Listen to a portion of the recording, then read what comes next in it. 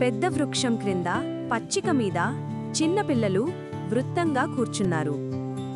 వెనుక నెమళ్ళు, జింకలు, కోతులు నిశ్శబ్దంగా చూస్తున్నాయి. అప్పుడే అడవిలోంచి ఒక ఉపాధ్యాయురాలు వస్తోంది. ఆమె వస్తున్నదాన్ని చూసి పిల్లలు లేస్తారు. పిల్లలు, నమస్కారం.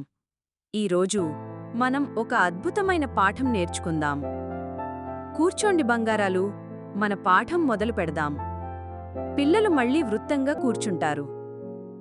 ప్రకృతే మనకు మొదటి గురువు. చెట్లు, జంతువులు మనకు ఎన్నో నేర్పుతాయి. కథ వింటూ పిల్లల ముఖాల్లో చిరునవ్వులు మెరిశాయి. చూడండి, ఆ నెమలి తన అందమైన రెక్కలు విప్పి నృత్యం చేస్తోంది.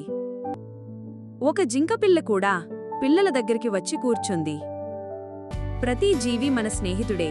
ప్రకృతిని ప్రేమించాలి, కాపాడాలి. ఉపాధ్యాయురాలి మాటలు విని అడవి నిశ్శబ్దంగా మారింది.